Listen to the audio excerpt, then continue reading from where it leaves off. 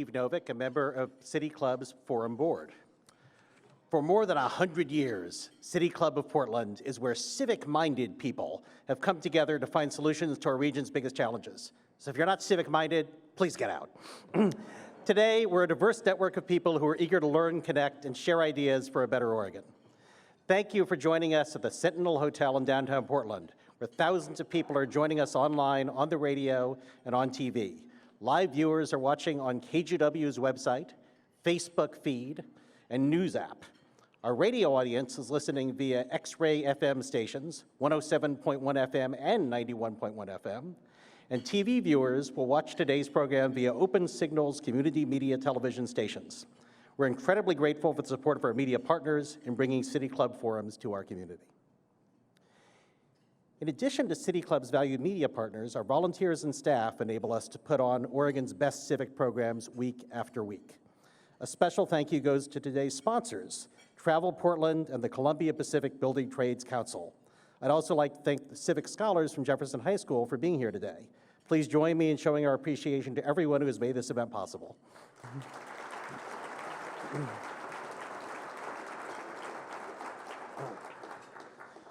We're pleased to have Metro Council President Lynn Peterson here with us today. Lynn is an engineer and a planner with experience at every level of government, including as a member of the Lake Oswego City Council, as a commissioner in Clackamas County, as a transportation and sustainability policy advisor for Governor Kitzhaber, and as the CEO of the Washington State Department of Transportation. And she is so committed to multimodal transportation that she even owns sled dogs. Just 4 months into her job as Metro President, we're eager to hear what she has to say.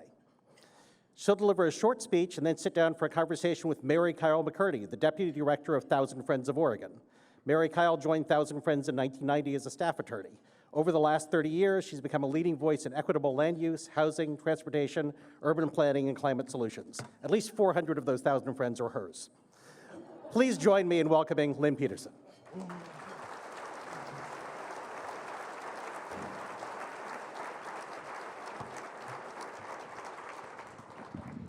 Good afternoon, everyone. One more time. Good afternoon, everyone.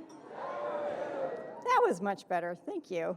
It's an honor to be with you all here today. And before I get going, I want to recognize, because we are Metro and we have a lot of partners, there are a lot of regional elected officials and appointees in the room. Will you all please stand and be recognized?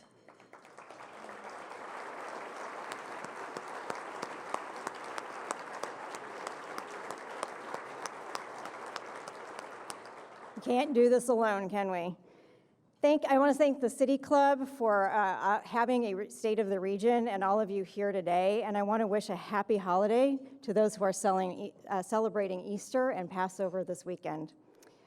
Now, I want you to close your eyes. Unless you're listening on the radio driving, and then please do not close your eyes. But for those of you in the room, go ahead, close your eyes. I want you to picture walking out of City Club Forum on April 15th, 2050.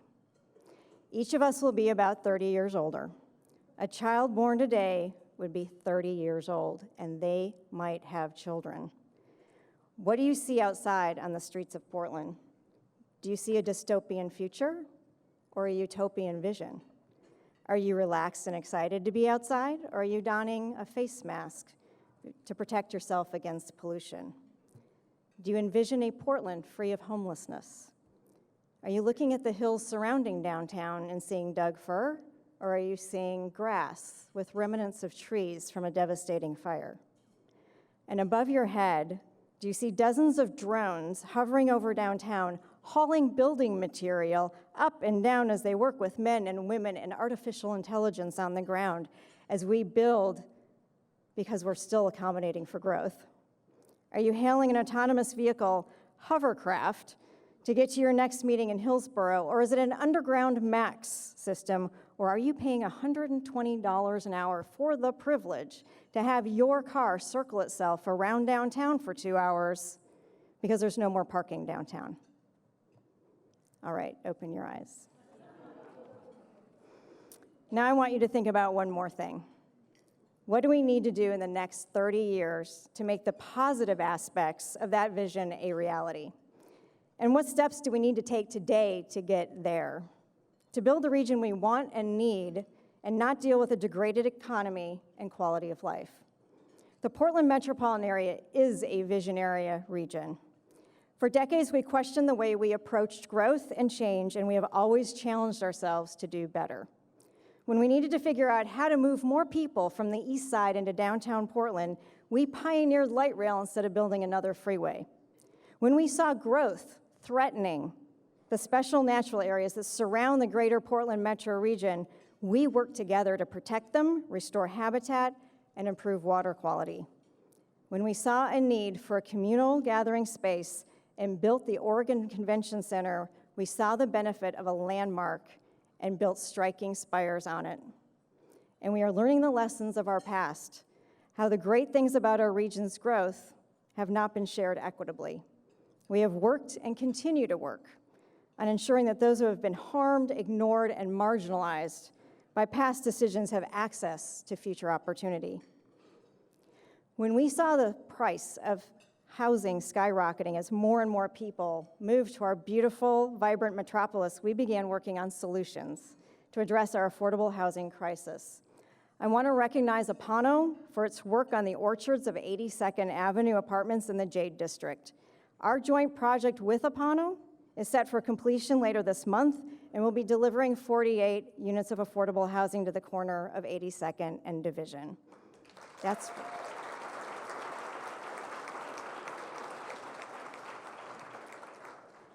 In the past, we were able to leverage small projects like that with existing resources, but that wasn't enough. And we worked together as a region to pass the country's first regional affordable housing bond measure. I'm proud that in just a few years, we will have built enough housing to ensure stability for 12,000 Oregonians and hundreds of thousands more over the decades these buildings stand. My point, yes. And we have a new word, regionability, no. My point in all of this is not to write the resume of what our region has done. Impressive as it is in service to a future that demands much more. That's why our job here today is to show the bold visionary leadership needed to proactively write the story we want for our kids born today. And then we must act to make it real. I don't know about you, but I'm not here to plan for the sake of planning. I'm here to make good things actually happen. And that's what the people of this region are standing up and demanding. They are demanding that we do something about the affordability of the region, the livability of the region, and the congestion in this region. This is not actually an impossible dream. This is a series of deliberate choices. The next step in a series of deliberate choices is to build out our green spaces as healthy components of a complete community for people and birds and salmon, but also to use transportation to link our communities together, to connect people to jobs, shopping, medical, education, so that we are a social society, not an isolated society. And we need to make it easier to get around on foot, on bike, on transit, or in a car for everyone, no matter your neighborhood, no matter your income, and no matter the color of your skin. This year, the Metro Council is working on a comprehensive measure that will ask voters to extend our regional natural areas bond program, continuing and expanding upon our successful work in protecting clean air and water for all, and making deliberative efforts to improve access to nature in our neighborhoods, whether that's through safe trails connecting neighborhoods, improving our existing parks and open spaces, or restoring waterways long forgotten in the urban context. This work will make a healthier region. How will we know what success looks like? Picture this, you don't have to close your eyes. Kids walking to school on a fall day on a trail along Kellogg Creek in Clackamas County, or Bronson Creek in Washington County, or Johnson Creek in East Portland. And as they're crossing a bridge, they look down and they see scarlet-tinged salmon swimming upstream for perhaps the first time in decades. or seniors living in Forest Grove who are able to remain mobile longer in life because they're motivated to get up, get out, and walk to Halem Ridge Park with their friends. Or a parent and child who are so inspired by Cully Park, they found they could exercise and play together in a safe environment. This is a vision of health, it's a vision of community, a vision of connectedness to each other and to the environment. And all of this is tied to economic vitality. We can't have a vision without the financial resources to implement it. And I want to acknowledge two groups, Business for a Better Portland and the Portland Business Alliance, who have been working hard in PDX to support this economy. Can we give them a round of applause?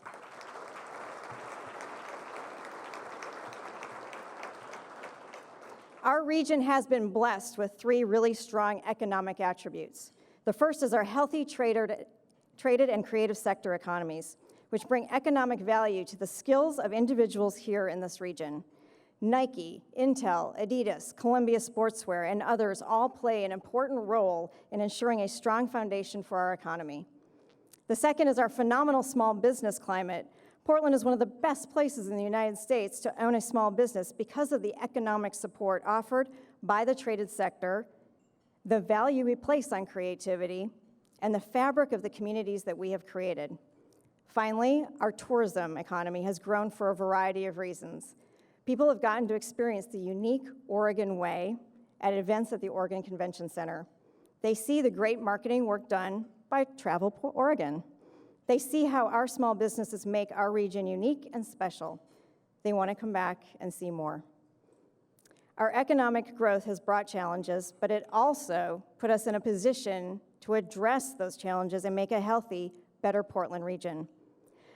Of course, we can't really enjoy those small businesses and parks and trails and bits of nature in our neighborhood if we're spending our lives sitting in cars or buses stuck in traffic or zigzagging through back streets because there's no safe place to walk or bike. Many of you came here today far from downtown. Some of you rode your bikes, took the streetcar or MAX. And yeah, some of you drove, including me. What will our transportation network look like in 2050? We have for a long time put a lot of energy into our region on making vibrant downtowns and business districts.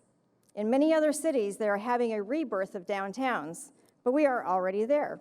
But now we need to catapult ourselves past these downtowns to create corridors that connect and rebuild our communities into healthy, walkable communities that support small businesses and help large employers attract and retain skilled labor all over this region, because every neighborhood in this region deserves better access to jobs, shopping, healthcare, daycare, education, nature, and affordable housing.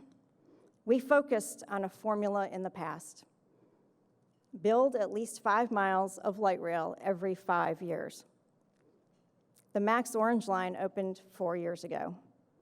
It goes without saying, but I'll say it anyway, we aren't ready to build a new Max line next year. The good news is that we've been focusing on the Southwest Corridor for the next light rail investment, but we've also been looking at bus rapid transit so that we can speed up people's commutes from Gresham to downtown Portland, as well as Forest Grove to Beaverton.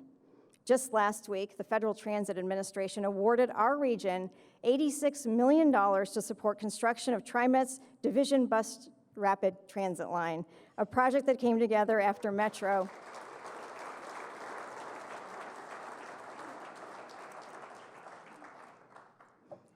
A project that came together after Metro began asking residents of the Powell Division Corridor, what do you need in your community to get around faster and safer? The region is beginning to see that we need to recommit to investing in high-capacity transit with a much more diverse portfolio in order to meet the needs of a growing region, to address climate change and improve access and equity. It's great that people step onto a TriMet train 120,000 times a day, but it's not enough. The fact is we are using our transportation money as efficiently as we possibly can in the state and in this region. I've convened a task force to look at what's next, and the co-chairs of that task force, one of them, I believe, is Pam Treese, County Commissioner from Washington County. Stand up, Pam. Thank you so much for taking this on. The other co-chair is Commissioner Jessica Vega Peterson from Multnomah County, and we very much appreciate both of you taking that on. What I asked you to do is to find a plan for our region that will improve our transportation system and capture the trust of the voters.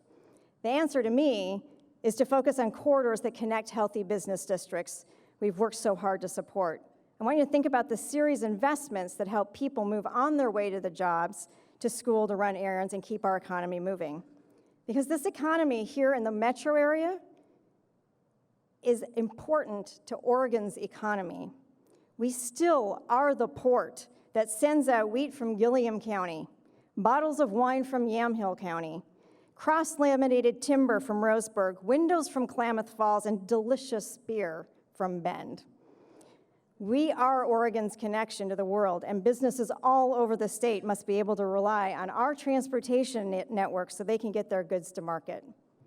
Our legislature has stepped up to support improvements to our freeway system, but we have to be smart about how that system interacts with our own communities here in the Portland region as well.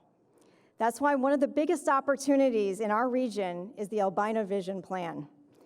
I want to acknowledge Rakaya Adams' work and all of the people who are working so hard to make the Albina Vision a reality. I think that's worth.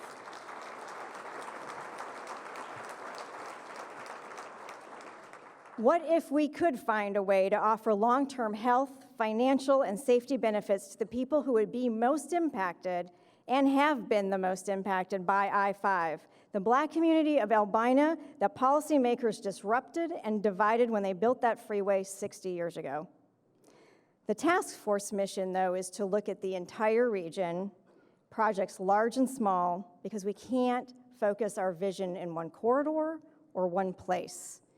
Everybody needs to feel like they have interest and ownership and that they will have benefit from this. How do we make sure that everyone who uses the TV highway in Aloha feels safe doing so? How do we make sure that people have real travel options and aren't obligated to drive because transit is too far, too slow, and too infrequent? And how do we learn from all of the good things that we are doing right now? The Division Bus Rapid Transit line, the work that's being done on Powell Boulevard to make it a complete street. We still have room to think big in this region. And this isn't to say we're going to stop building light rail. Every day, tens of thousands of commuters get in their cars and drive on I-5 because they don't have any better options for commuting between Tigard and Tualatin to downtown Portland. We will have a MAX line serving the workers of the Southwest Corridor by 2030. We've left the Southwest Corridor without transportation options for too long.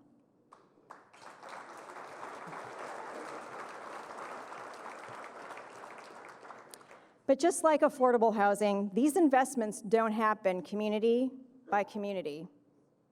They only work if we come together as a region to tackle them. And these challenges cross city and county lines. And people get it. They get that we do our best work when we work together.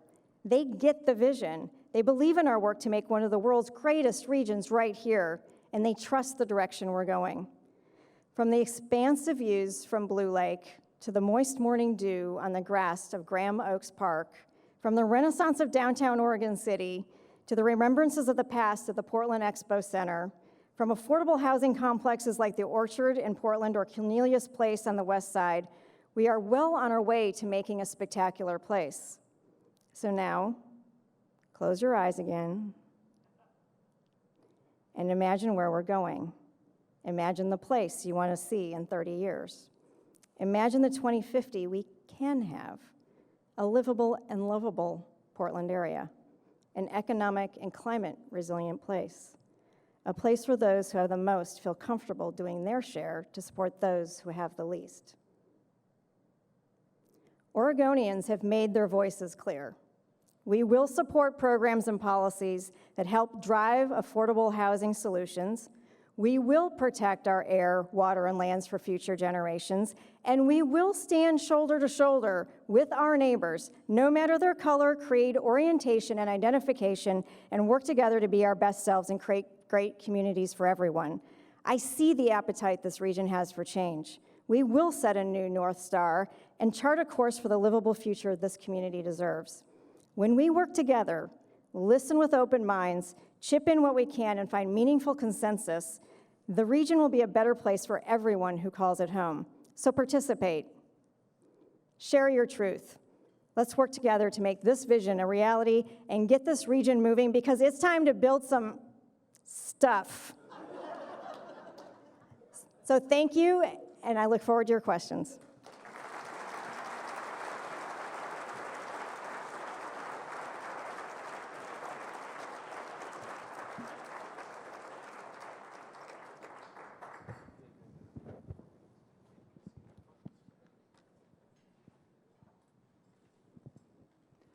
Thank you. I'm Mary Kyle McCurdy, Deputy Director of 1000 Friends of Oregon, and for our radio audience, this is the City Club of Portland's Friday Forum, and I'm here today with Lynn Peterson, Metro Council President. Thank you, Lynn, for those remarks, and you mentioned a lot about transportation, so I'm going to start off with that with our questions. So economists such as Joe Courtwright and others have said that it's not sensible to build the Rose Quarter I-5 project at all, but it's especially not sensible to do it before we've implemented tolling and seen the effect of that. And as you know, that's a very contemporary issue right now that's generating a lot of discussion. So what are your thoughts on that? The first thing I'd point out is that the Metro Council did send in a letter to the Oregon Transportation Commission requesting two things, and one of them was just this, that the tolling on I-5 and the I-5 Rose Quarter project be done as close as possible in time so that we can actually move the project forward. But we also said that the most important part of this project, beyond the I-5 auxiliary lanes, is to get the lid right. In other words, get the connection for Lower Albina right, and do not hesitate to move forward on a project that actually meets the vision. Let's not think too small. Let's actually do what we need to do this time and reconnect our communities back together.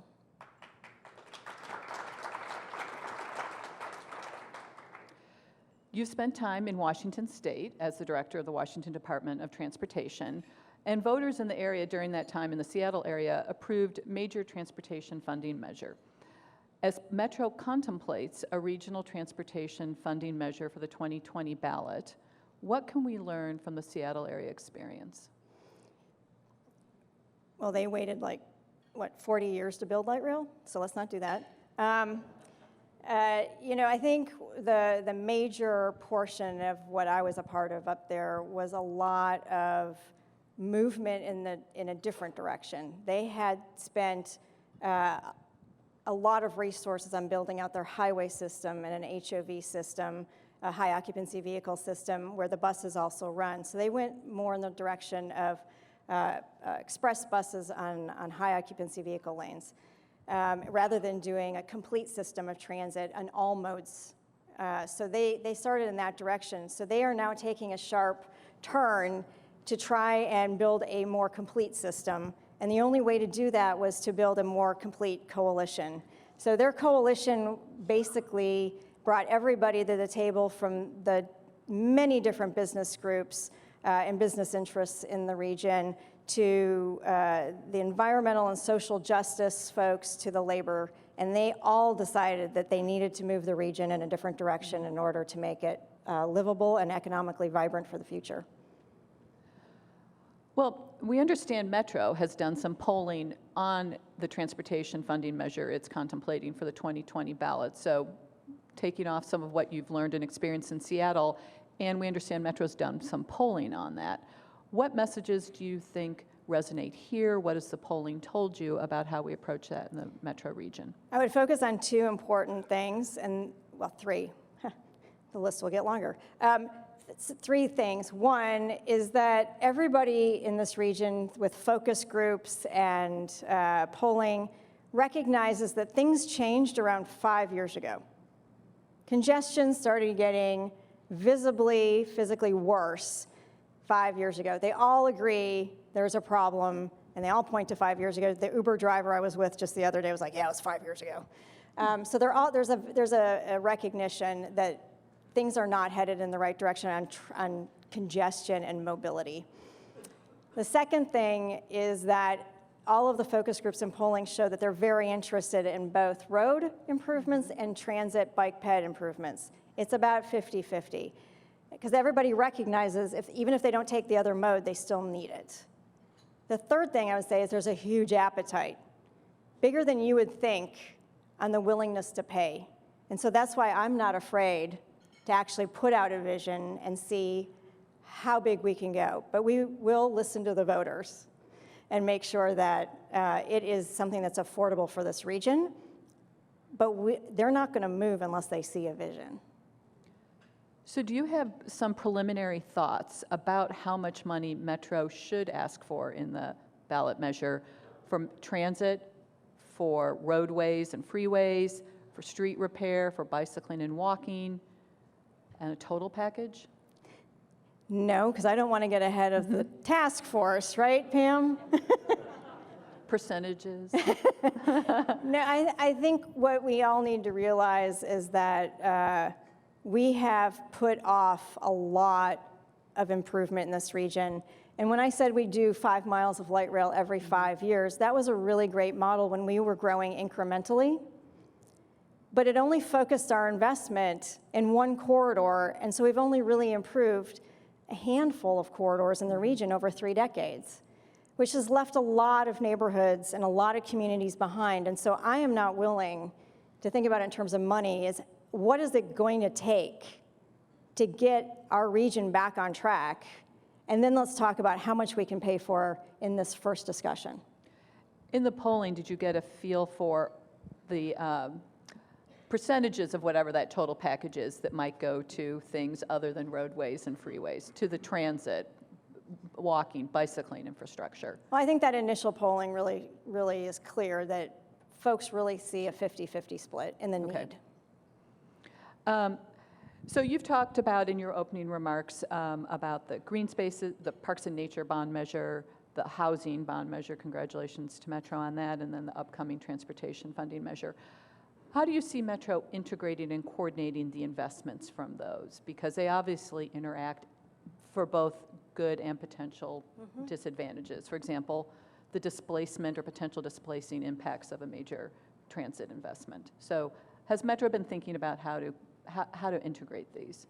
Yeah, and I think it's important that we started this discussion before I even came on to Metro, but those are 3 very separate and distinct packages that will be sent out to the voters. But let's just start with the affordable housing bond measure. The importance of that is that we are right now doing intergovernmental agreements with all of our partners, all the housing authorities, and everybody is in agreement that we should be making sure that affordable housing is located in places where there is easy, accessible transit, where there are easy and accessible social services. So we've already been talking about that, and that's part and parcel of the way that this region does business. But we're also talking about making some explicit or implicit programs that we had been working on in the background on parks explicit. So we have been working with developments in this region and using money for parks as seed money to get things going, like with Willamette Falls. You can also think ahead and say Albina Vision could be part of that. So we are creating a program that will explicitly put money, and we will become a development partner in the urban area through parks. So that's another example of how we're trying to get a two-for or a three-for from our money. On transportation, I think that we need to actually think even bigger, and that is, how does affordable housing play a role in a transportation package? I think that those are the types of conversations we're going to have. So turning to the Parks and Nature bond measure, why don't you talk about that a little bit more? How much does Metro contemplate asking for? What kinds of projects will it fund? You mentioned Willamette Falls in particular. That might be of interest to talk about. So tell us more about the Parks and Nature. The Parks and Natural Areas bond measure, we have, on your behalf and with you, purchased 17,000 acres of open space in this region. 11,500 of that is to protect headwaters of creeks or waterways outside the urban growth boundary. We have not had the money to actually provide access to all those parks. we would like to be able to make sure people can actually be part of our park system. So that is an emphasis in this bond measure as we move forward. That's one of those things. Adding more to protecting natural habitat for the salmon and the birds, that's important, and we're going to continue to do that. We're going to continue the nature in the neighborhoods, so small grants can be made to parks all over this region for last money in. There's a lot of good small pocket park type of work that's been done in the region through the Nature in the Neighborhoods grant program. The other part which we talked about was the Willamette Falls spinoff. How do we create a program that we can actually help? So albino vision would be one area. There are ideas brewing in parts of Beaverton of big developments that we could actually be a part of, where we would purchase part of the open space or easement. So there are a bunch of ideas starting to brew around the region, and I think we'll get even more once this money is made available. The last one that I'll just point out is the new program just to build trails within the region. So whether it's big trails like Salmonberry or the Gorge or the Cazadero Trail in Clackamas County, or whether it's smaller trails just connecting neighborhoods together, we're going to make a significant investment just in trails. So the Oregon legislature might approve this session a cap and invest climate bill to reduce carbon emissions. And Metro's definitely been a leader with its climate smart strategy in efforts to reduce carbon emissions. But that bill will generate revenue. And has Metro been lobbying in favor of that bill and contemplating how it might use funding from the bill to further its greenhouse gas emissions reductions efforts? We have certainly been working with the legislature towards getting a cap and trade bill. We are very appreciative of all the work that's going on in Salem around this, because it is about our climate. It is about our future. It's about everything that we talked about. The legislature also demanded of Metro several years ago that they create a climate action plan, which we did with this region. It's called the Climate Smart Strategies Plan, and there is a series of things, acknowledged actions that the cities and counties want to take in order to reduce tailpipe emissions, specifically on transportation side. So what we're asking for is the money to actually implement the action plan they asked us to create. So that's where we're really focused on, is making sure that we have the financing to be able to implement the plan. Thank you. So just to close the question from me portion of this, what would you like your legacy at Metro to be when you look those number of years out? This region has put a lot of time and energy into policies and programs to make sure that we connect ourselves together, as I said in the speech, the connectedness of this region, and honoring the industries of farm and forest outside our urban growth boundary while building economic advantages inside. I would want to make sure that we have the actual ability to implement the vision that we have already started to engage in. We have been a resource-scarce state for far too long, and we are now seeing the impacts of that to communities throughout the region. So if we're going to be able to actually follow through on the promises that we make to bring everybody up, make all boats rise, and not leave anybody behind again, which we have already done, we are going to need to put significant time and energy and thought into prioritizing how we meet the needs of every community and neighborhood in this region, not just one and not just two. Those days have to be over. Thank you. We're going to go now to audience questions, but first for our radio audience, again, this is the City Club of Portland's Friday Forum. I'm Mary Kyle McCurdy, the Deputy Director of 1000 Friends of Oregon, and I'm here today with Metro Council President Lynn Peterson. Everyone watching or listening today is welcome to ask a question. If you've written a question on an index card, hold it high for City Club volunteers to collect, and you may also submit questions via Twitter using the hashtag Friday Forum.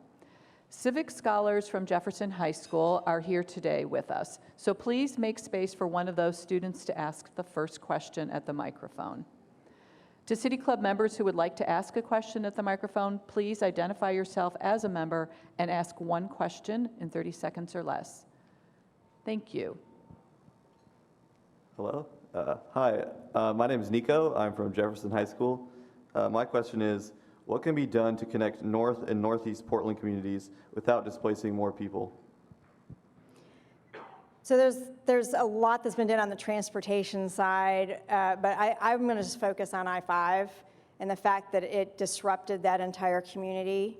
And it doesn't matter what project we're talking about on I-5. I-5 will continue to be a problem for those neighborhoods and a disruption in the travel patterns and our ability to move people around until we start actually thinking about how we reconnect those communities over I-5. I don't think we should stop with the albino vision. It's got to keep going.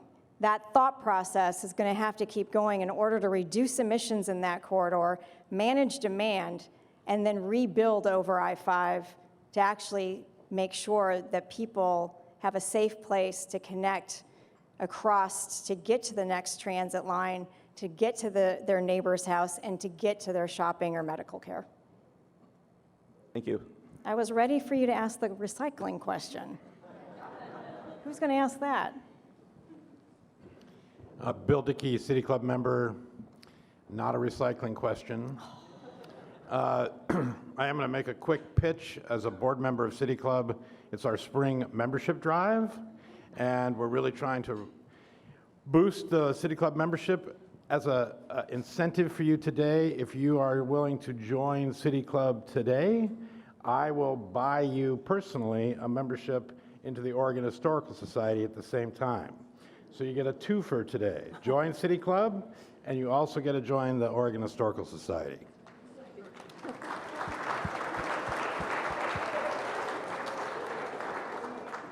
My question is about the Convention Center Hotel. And as I'm driving back and forth from Northeast Portland into downtown, I see these two big structures going up on the north side of the Convention Center, and I don't know which is the hotel. So can you explain that to me? Or are they both? So the Convention Center Hotel, if you've been to the Altabira patio recently, is right outside, but it's just directly to the north on the light rail station stop. Okay. Anybody else need directions? I'm really good at that. Thank you. Anthony Petchel, City Club member with Reach Community Development, one of our nonprofit affordable housing developers. My question is around housing, and I'm surprised that no one's brought up the elephant, not the one up in the zoo, but the actual elephant in our world that keeps coming up is the urban growth boundary. So could you maybe speak to the role that you see Metro playing in housing and how the urban growth boundary will play into that? So in terms of affordable housing. In terms Yeah. of affordable housing. So this was a question that I got asked a lot as we were having discussions and debates on the affordable housing bond measure itself, because a lot of folks felt like if we just blew open, you can tell how biased I am just by how I say it, blew open the urban growth boundary, that the housing costs would decrease. There are several reasons why that is not true. One is that it costs more to build at the edge than it does to build inside an already existing city. And to build at higher densities is even less expensive.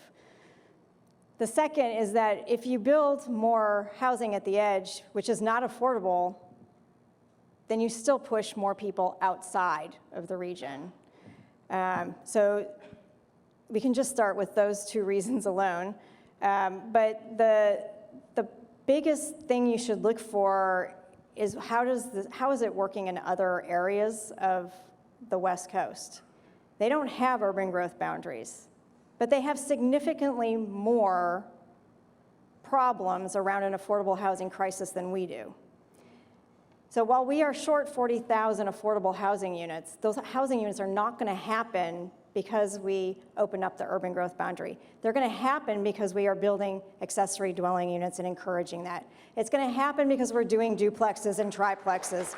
It's going to happen because we've streamlined our development processes to get higher density development, and we've waived the SDCs, or system development charges, for housing, affordable housing in the region. So I think we have a whole myriad of other tools that we need to be employing, and our cities are starting to do that. Our parks districts are starting to step up.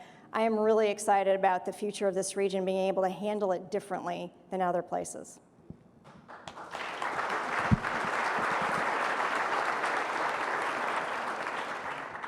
Hi, my name is Sarah Iannarone. I'm a City Club member.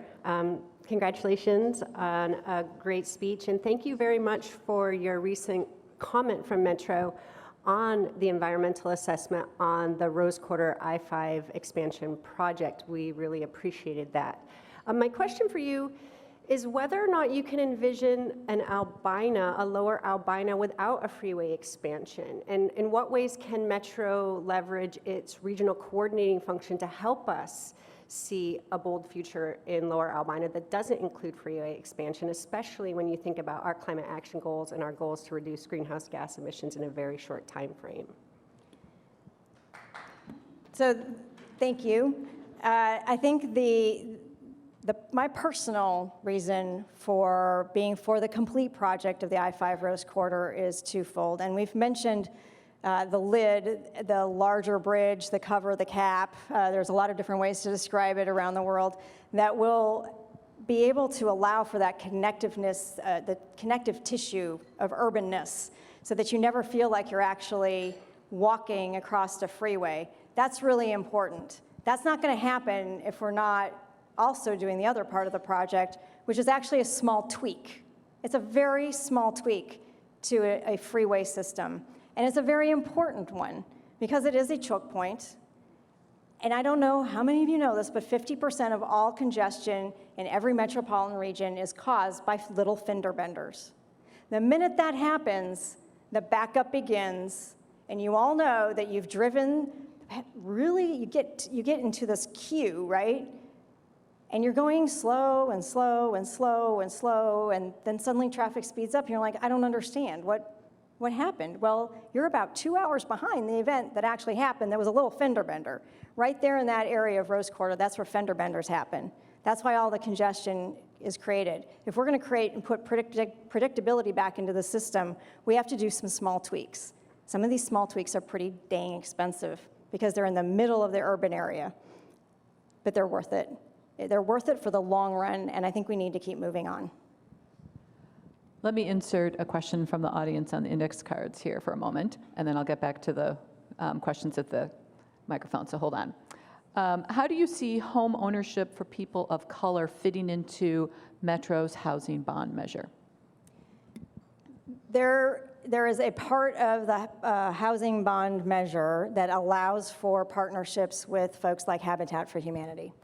So that's how we're going to get a actual home ownership. The majority of the bond measure will be spent on rental units through our housing authorities, having conversations with the actual needs in the community.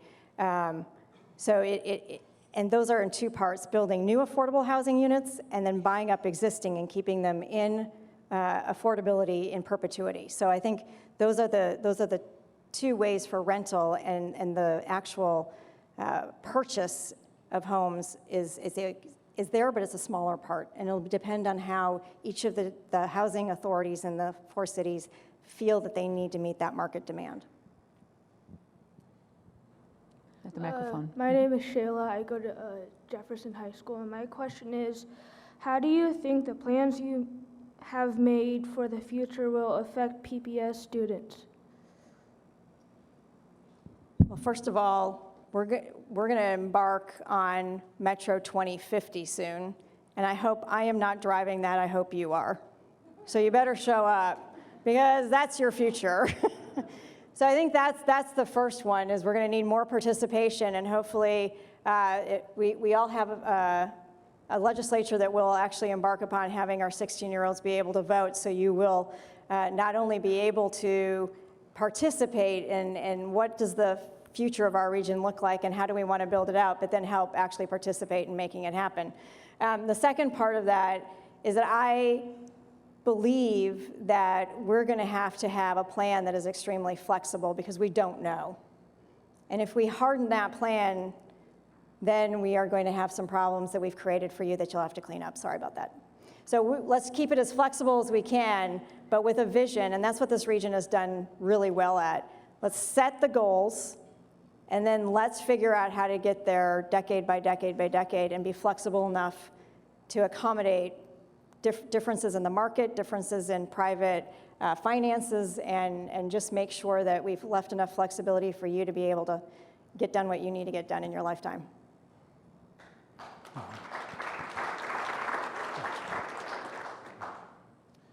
Steve Novick, City Club member. President Peterson, we keep on reading these headlines about how China isn't taking our recycling anymore or something.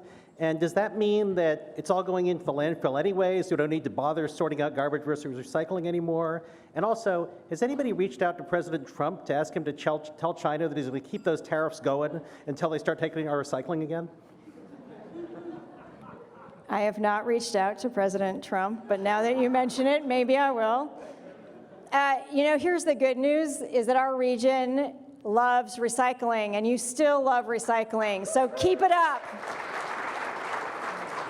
We have been at 55 to 56% of our waste stream at recycling, and we are still at 55 to 56. So we have not seen a slowdown, thank goodness, but we want to keep going. So what Metro has done, and we are going to continue to put more money into this program, is to actually give grants to innovative businesses that look at increasing recycling rates and creating jobs and innovation here. So we're going to keep going with that so that we can raise the roof on that recycling rate. So thank you. I'm going to insert another question regarding back to the urban growth boundary. You answered part of the question that's asked already, but you mentioned Metro's expanded the urban growth boundary in the past 20 or so years by about 28,000 acres. And yet the housing that's been built has come slowly because of the infrastructure costs and has not been affordable. What tools, in addition to the bond measure, does Metro have to help ensure more affordable, more diverse housing throughout the region, particularly in urban growth boundary expansions when and where they do happen? I think this is a question you could answer. But I do have some answers. She says she has answers, yes. But it is keying off of a question here that I did not ask. We've worked together too long. Well, there's a lot of programs and policies that we have, and I believe the work that was done at the last minute, and former Metro Council President Tom Hughes is here today. Thank you for that. They, at the last minute, I think in the last week before your last week of office, adopted the urban growth boundary expansion with some requirements for how the jurisdictions are going to look at affordable housing within the urban growth expansion area. So I think that's one way. But these other ways are still to help with technical assistance and to make sure that when we are putting out money on the table, that we are requiring some sort of look at how does affordable housing actually happen in these areas. Thank you. Ted Kay, City Club member. I'd like to ask you a transportation question. In the next 3 years, will we see the restoration of the Zoo Railroad?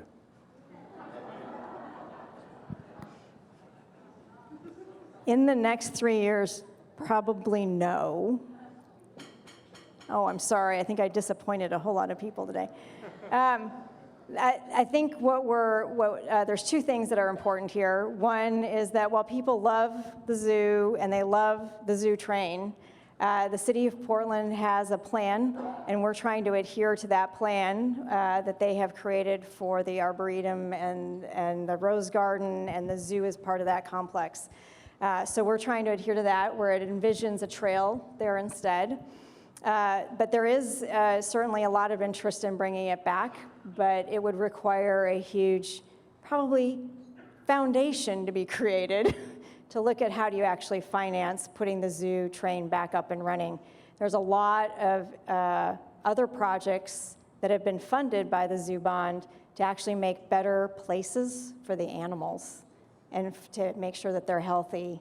And I think that's where the focus is going to be for a while.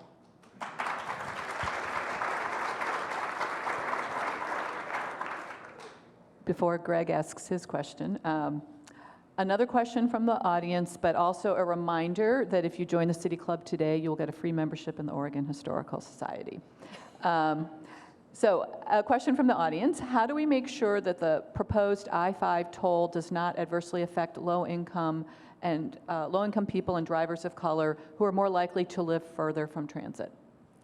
It's a really good question, and I think it's one we'll grapple with over the next couple of years as ODOT studies this, but I think Metro would also like to be doing a regional study and moving forward on what programs and policies need to be in place to protect the accessibility and mobility of those who are already isolated.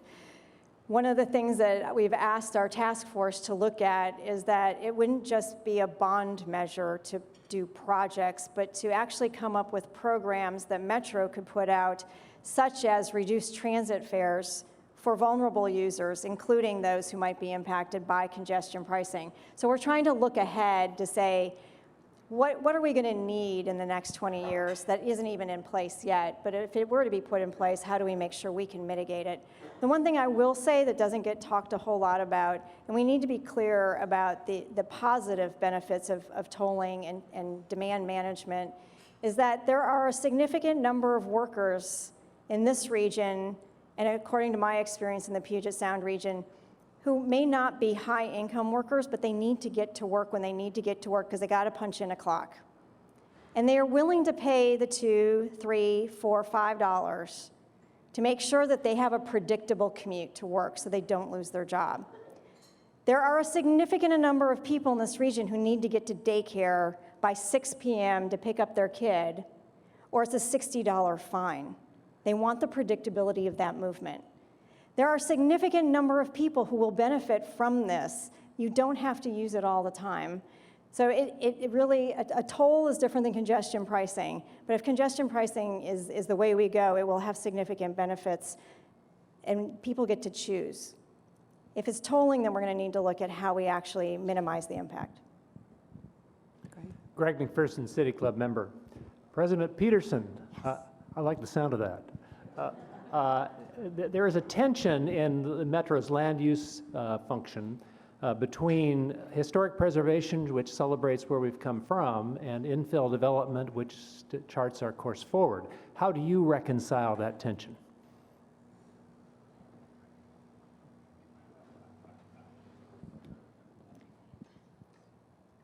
There is no neighborhood in this entire region that somebody on minimum wage can afford to live right now. You need to be making $25 an hour to be able to afford a one-bedroom apartment anywhere in this region. No neighborhood should be off limits from being able to put affordable housing into that neighborhood. And that's the bottom line.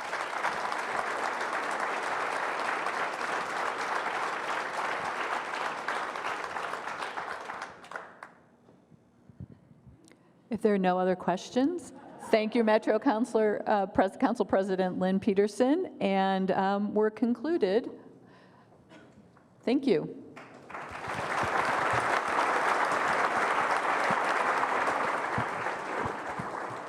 Thank you very much. As Lynn noted, a few worthwhile things happen without strong partners. And so today's forum is possible thanks to Steve Novick for producing, Travel Portland, Columbia Pacific Building Trades Council, and the Oregon Convention Center for sponsoring, the Civic Scholars from Jefferson High School, and of course, Lynn Peterson and Mary Kyle McCurdy for this energizing dialogue. Please join me in thanking them all.